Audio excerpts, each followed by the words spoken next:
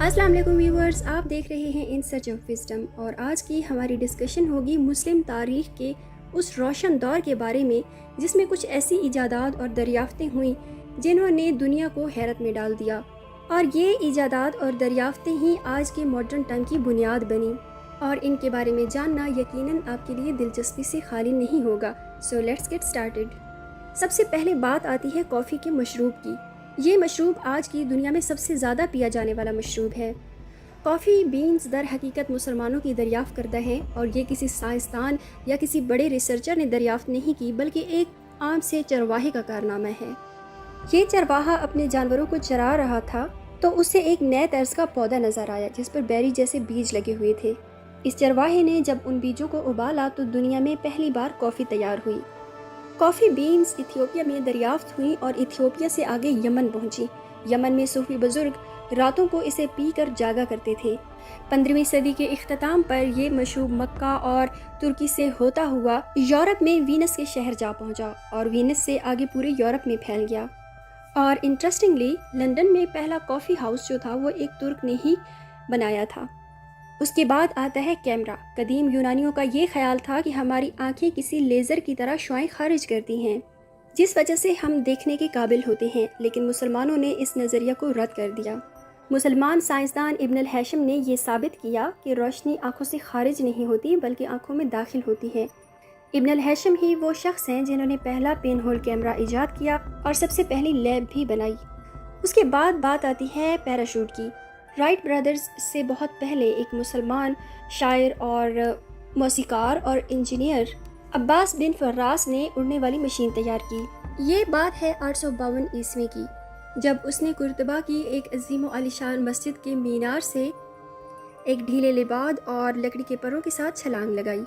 उसे ये यकीन था कि वो परिंदे की तरह हवा में तैरने लगेगा, लेकिन वो नाकाम हो गया और उस ढीले लिबाद और लकड़ी की वजह से उसके गिरने की रफ्तार बहुत कम हो गई और इस तरह दुनिया का सबसे पहला पैराशूट वजूद में आया। उसने 70 साल की उम्र में दोबारा से ये कोशिश की। रेशम और उकाब के परों से एक मशीन तैयार की जिसकी मदद से वो 10 मिनट तक उड़ता रहा, लेकिन हुआ कुछ यूँ कि लैंडिंग के टाइम पर वो क्रैश हो गया और उसने ये नतीजा निकाला कि उसने अपनी डिवाइस में दुम नहीं लगाई थी, जिसकी वजह से इस तरह का क्रैश हुआ। उसके बाद साबुन की बात आती है। नहाना धोना मुसलमानों की मजहबी ज़रूरियात में से एक है। यही वजह है कि आज के दौर में इस्तेमाल होने वाला साबुन मुसलमानों ने अपने दौरे अरूज में ईजाद किया था। कदीम मिस्र और रोम में साबुन जैसी कोई चीज़ इस्तेमाल तो होती थी, लेकिन ये मुसलमान थे जिन्होंने सब्जियों के तेल और सोडियम हाइड्रोक्साइड के इम्तिजाज से साबुन तैयार किया। इन साबुनों में मुख्तलिफ खुशबुआत का इस्तेमाल किया जाता था। और अगर बात की जाए शैम्पू की, तो शैम्पू भी एक मुसलमान ने इंग्लैंड में 1759 में मुतारिफ करवाया था। अगर बात की जाए तामीरात की, तो मुसलमान तामीरात में भी किसी से पीछे नहीं थे। मिस्र, स्पेन, कुस्तुनतुनिया और इंडिया में मुसलमानों की तामीरात के शाहकार देखे जा सकते हैं।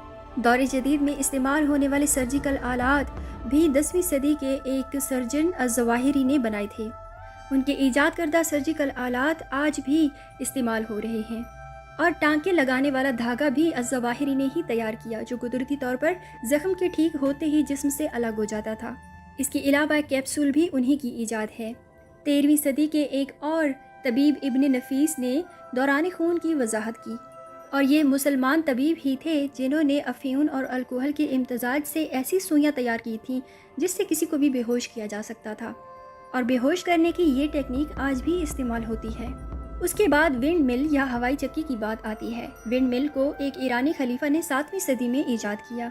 इस विंड मिल के जरिए मकई की फसलों को पानी लगाया जाता था, और यूरोप में यही चीज़ 500 साल बाद हमें नजर आती है। उसके बाद बात आती है फाउंटेन पेन की। फाउंटेन पेन एक मिस्री सुल्तान ने 953 में ईजाद किया था। ये सुल्तान एक ऐसा कलम चाहता था जिससे स्याही के दाग उसके कपड़ों और हाथों पर ना लगे। ये थी मुसलमानों की चंद अहम इजादात और दरियाफ्तें। वैसे तो इन इजादात और दरियाफ्तों की लिस्ट बहुत ही लंबी है। उम्मीद है आज की वीडियो से आपको कुछ नया सीखने को मिला होगा। मेरे चैनल को सब्सक्राइब कीजिए, वीडियो को लाइक कीजिए और अपना फीडबैक देना बिल्कुल भी ना भूलिएगा। Thanks for watching. अल्लाह हाफिज़।